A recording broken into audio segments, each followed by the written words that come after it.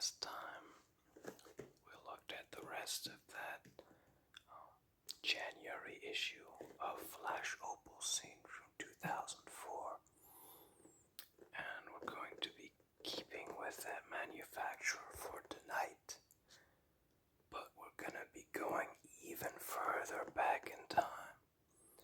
We're gonna be going from 2004 all the way back to 1991 with Test Tuning Sonderausgabe Opel. Test and Tuning was a magazine which did exactly what the name implies. They tested performance of stock vehicles that were currently available on the market, as well as highlighting various aftermarket performance and, I guess, visual improvements, you could say. They had this series for a lot of different brands. I believe there was obviously one for VW as well. I think one was Ford, and there was one that kind of had all the Japanese brands in it. It'd be interesting to get a hold of that one, because the 90s Japanese thing is really big now, and it would be interesting to see how that looked in Germany at the time as it was happening. Anyway, this is the first of these special editions, and it's all about, again, Opel. So, let's get started. Start here with a big ad right here for Remus the Wolf. This was it says right here, exhaust system manufacturer. I think they were mainly focused on Opels. They made a lot of them, and apparently they were quite good. You'll see a lot of cars even today on Facebook Marketplace that still have Remus exhausts on them. These wheels are, I don't know what wheels they are. ATS, definitely. They're not my favorite of the ATS line. Okay, so we have a table of contents here. We're going to be looking at. This is interesting. We'll get to that. Maybe you know him. Maybe he's familiar to you. We'll get to that. We'll start off with this Calibra by Piques. I believe it's pronounced. I'm not sure. Piques. I don't know. But this one differentiates itself from the stock version through the Targa roof that was not available from factory. And also it has some sort of body kit on it. These sort of extended C-pillars look a bit strange in combination with this roof spoiler. I guess it's supposed to fit with this Ferrari theme. Like these lattices on the doors. They used to be a staple on aftermarket body kits after the Testarossa came out. This one is modeled after the 348 TB, which is a different Ferrari. I think it had a similar C-pillar design, but I don't think it works so well on the Calibra. It makes the back look a bit fat. I don't know what TB stands for either in 348 TB. I'm no yeast or maybe tuberculosis. Probably not. Moving on, we have the brand new for 1992 Opel Astra, which this was the Opel Astra F generation. It still had quite a few things in common with the Cadet E. It was basically a refreshed Cadet E that had a look that was more in tune with the 90s, as well as the Astra nameplate replacing the Cadet. That's why it's called the Astra F instead of the Astra A, because it's the successor to the Cadet E. Here we see three of the trims that would have been available from the start. We have a wagon over here. The wagons in the Opel lineup used to be called the Caravan. I think they stopped it with the H generation of this Astra. I'm not sure, but this one is called a Caravan. Then we have the two-door CC, which stood for Combi Coupé, as well as the most interesting one right here, the GSI trim. This retained the C20XE from the Cadet E GSI, which is an iconic engine, and still they're becoming more sought after now. They used to be a cheaper alternative to the Cadet GSI. Now these are also getting pricey. The early Astras, I think they were available with an airbag steering wheel, but this is the non-airbag version, and I feel like they tried to make it look like it had an airbag, but it didn't actually. The interior on these is also, it wouldn't hold up by today's standards. It's full plastic and this kind of felt material on the doors, but you could get some really cool, like, colorful patterns on the seats. Next we have the Corsa. So basically we're going through the entire Opel palette at the time. Everything they were selling new, 1991. So here we have the Corsa A. This was the last year for the Corsa A. It would be replaced by the Corsa B the following year. And yeah, when you compare it to the Astra, the new one, this is a total child of the 80s. It looks dated already here. I think time was also just running out for them with stricter regulations coming. Safety and emissions regulations generally historically been less strict in Europe than in North America. So in 1992 you could buy these. I think they had ABS optional. No airbags available in these ever. And yeah, it's a very small car. I guess back then it was silently agreed that something like this, if you buy it, it would just fundamentally be less safe than something like this. Speaking of which, this Vectra was already established in the market at this point. It had come out in 1988, but it was going strong.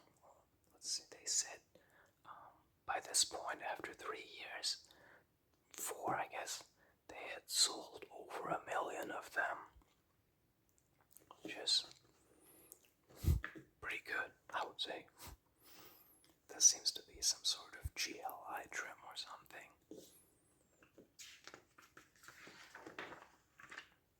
Okay, now we have the last of the rear-wheel drive Opels, almost, which is the the Senator. These share the same platform.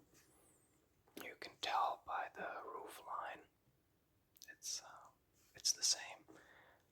The only difference really is the front and rear fascia and these round wheel arches on the Senator. Omega had them squared off like this. This was Opel's last attempt at making a premium automobile. They really went all in on the budget market after this.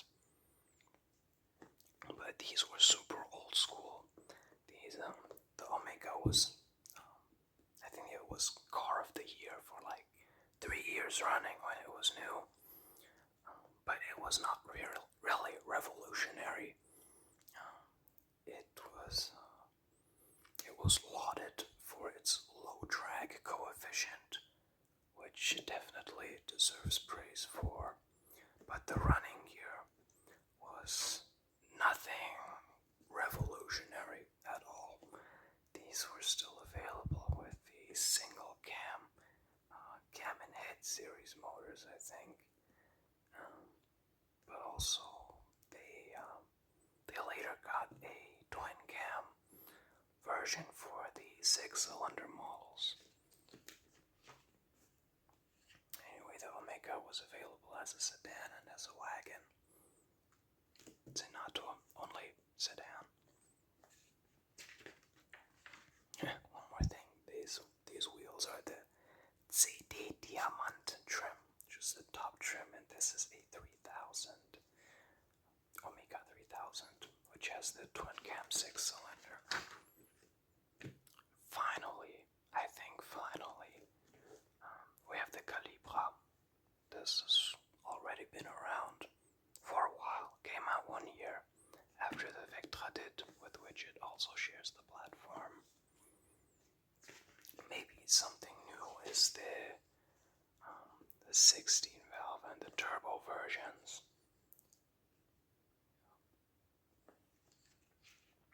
I don't think those were available from the very start. Here's a nice picture of that turbo engine. This was called the C20 LET, based off the C20 XE.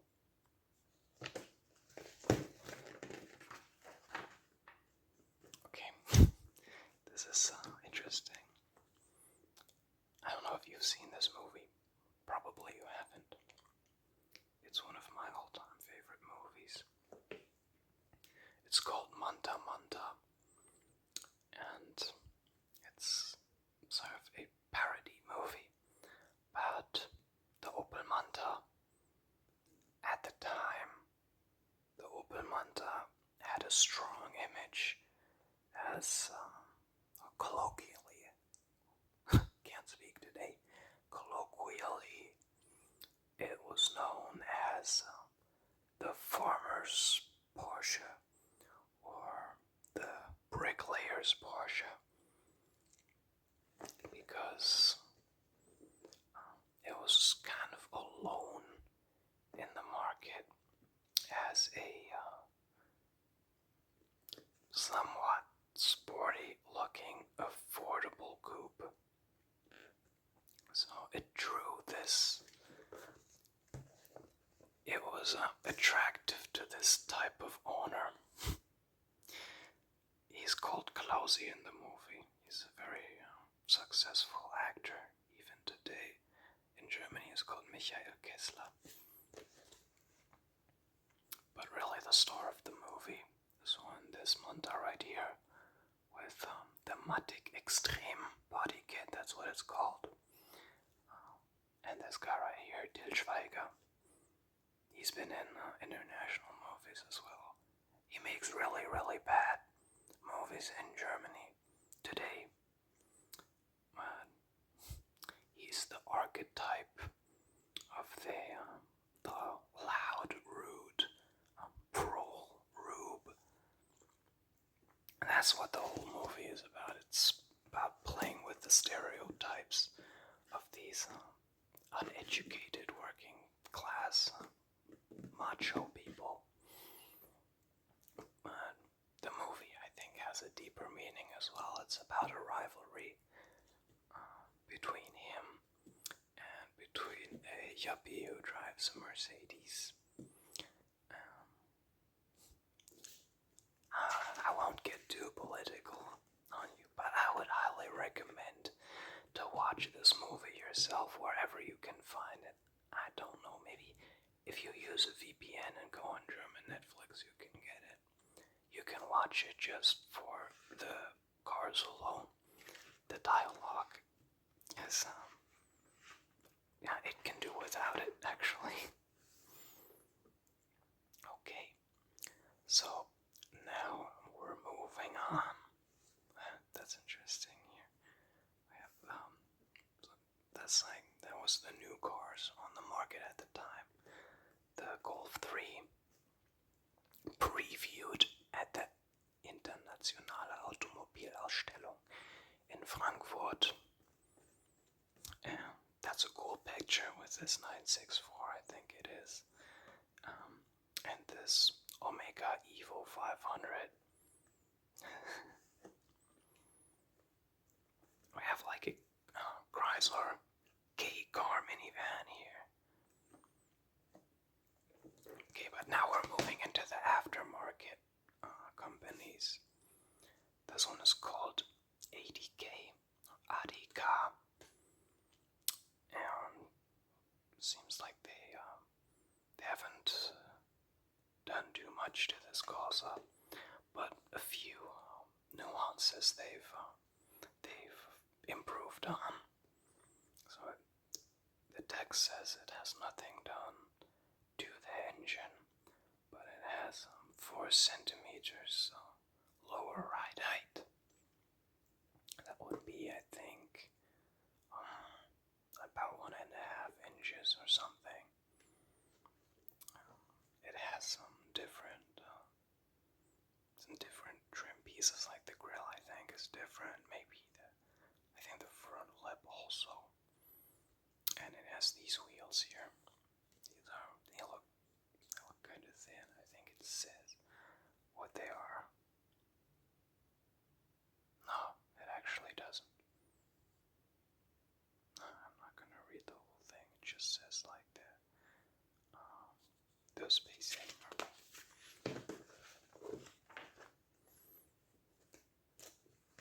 This is interesting. Project Opel. If you know anything about what this company was, who was part of it, where it was, I'd be interested to know that, because I haven't found a lot of information on it. But I'm interested in it because the text describes Project Opel as having developed a turbo conversion for the Omega, the Senator. If you're familiar with this platform, you might know about the Lotus Omega, which was the fastest production sedan at the time. It was new.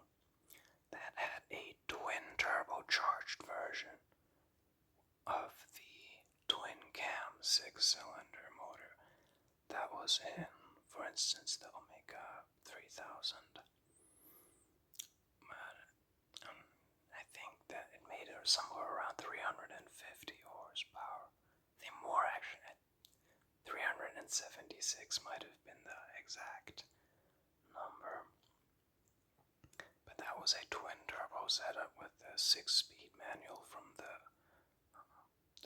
Chevrolet Corvette C4.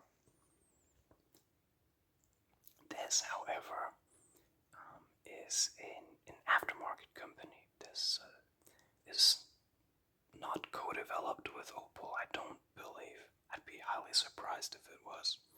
But this is a single turbo conversion, and it's available for the single cam as well.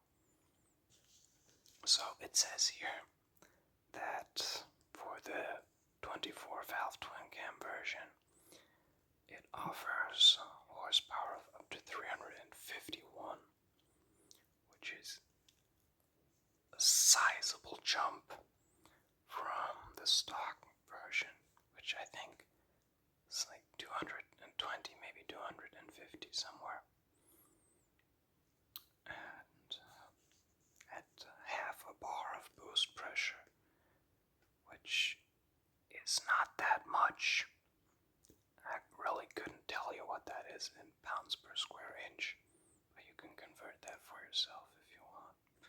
So, quite conservative.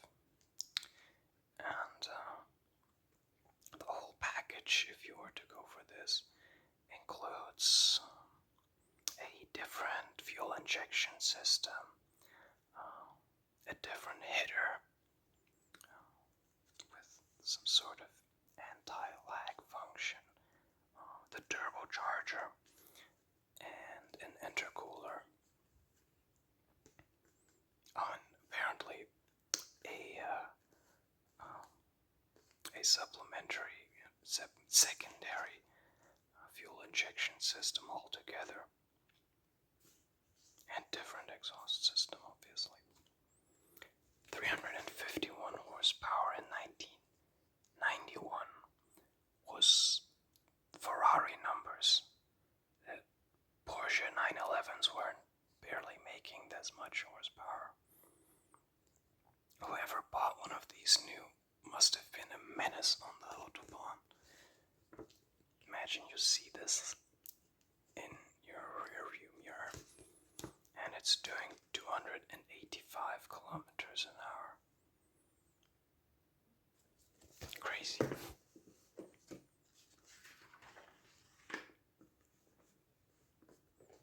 Next, we have a company that we talked about in previous videos, Riga. They were symbolic of the 1980s, wider, fatter, coked up, tuner excess. And this is no exception, this Cadet E. Definitely no exception. Look at how wide that is. Let's see if they say any specifics on these. There's the pricing for them. So you could buy all of these separately and combine them however you'd like. So you could, for instance, omit the rear wing, or you could perhaps choose a different rear bumper to go with it. Let's see if they say anything about the wheels on. Oh, they do. So these are 11 by 15. 15 inches in diameter, and then 11 inches in width. Keep in mind, this is still front-wheel drive only, ever, with a maximum stock horsepower of 150. I imagine it would have a real tough time turning these wheels. Okay, here we have a few issues of Test and Tuning that were contemporary to this issue. I guess if you ordered or subscribed to them, you would get this Lamborghini Diablo pendant for free.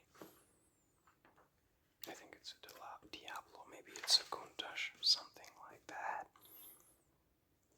We'll move on with lighting,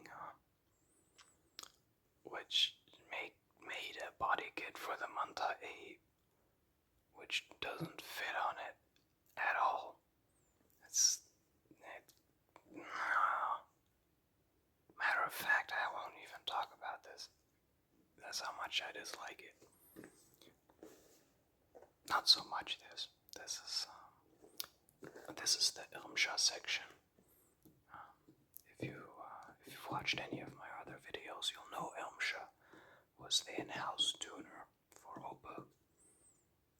And they've come up with this quite subtle fender flare side skirt kit for the Calibra,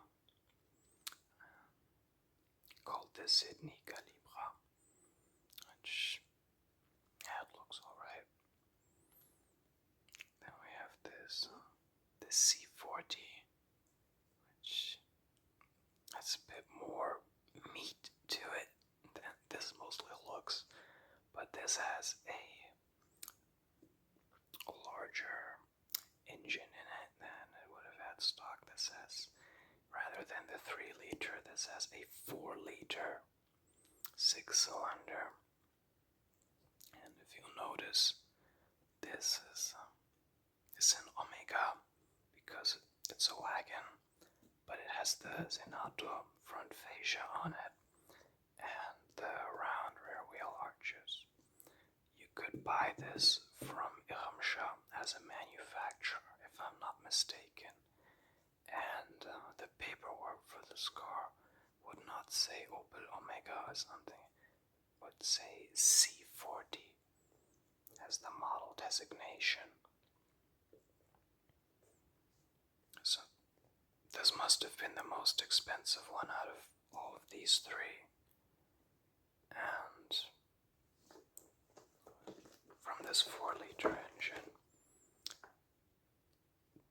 it says it makes 270 horsepower, reaches 249 kilometers an hour. This would be 150 miles an hour in imperial units. And it is also equipped with a 4-speed automatic. So, very respectable numbers indeed for the early 1990s. Lastly, we have the Opel Corsa Fun. That's what it's called. Corsa Fun. It has some different, these are Irmsche specific wheels. It has an electric folding roof, and it has these little purple stickers on the fenders. These kind of bulges that the Corsa has.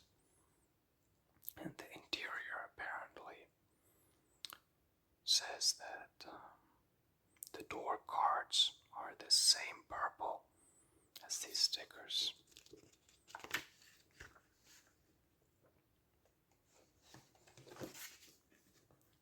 Next we have Baumgartner. This was a company, I think you can guess what their focus was on. They were, of course, focused and specialized on convertible conversions, which you might have noticed when we were looking at the Opel factory lineup. There was not a single convertible available. That's been sort of a brand tradition. Opel never has really done convertibles. So people have had to get creative like this. Here we have two demonstration cars of the Cadet E and the subsequent Cadet E generation. Cadet D ran from 1979 to I think 1983, and it was just pure malaise. And when you put it next to the Cadet C, it must have been a real downer when they pulled the tarp off of this and said that the new Cadet looks like a Temu Golf 2. No more rear-wheel drive, these were front-wheel drive only. No more coupe version. You could only get like that two-door hatchback, that was the sportiest one. And I must say that this convertible conversion doesn't really do much for it either. It does salvage its looks. It's not really harmonious. It looks a bit cartoonish, doesn't it? Also, what are you doing with this egg spoil? What are you doing with the spoiler? Come on now. You don't need that. You're doing too much. The Cadet E is a different story. It took them a few years to figure out this concept, the front-wheel drive, compact hatchback thing. But when they took their second shot at it, they really nailed it. The Cadet E was a huge success. I guess I don't want to rag too much on the Cadet D, because this actually outsold the Cadet C generation that preceded it, even though it had a much more dire economic situation. The Cadet C is the one everyone likes to remember, but this one was actually more successful. The Cadet E was even more successful than this, and it's easy to see why. It just looks a lot better. It had newly developed engines for this model. They really went all out with this, and it paid off. And the convertible version actually looks decent. This is, funnily enough, one of the few models Opel made a factory convertible version of, but it had the bar in the middle like the Golf does, the Erdbeerkörbchen thing, strawberry basket it was called here. This has just a tarp roof though, but it says it's cheaper than the factory Opel version. So I guess that's, it has that going for it, as well as the omission of the rollover bar, if you're more into optics than safety.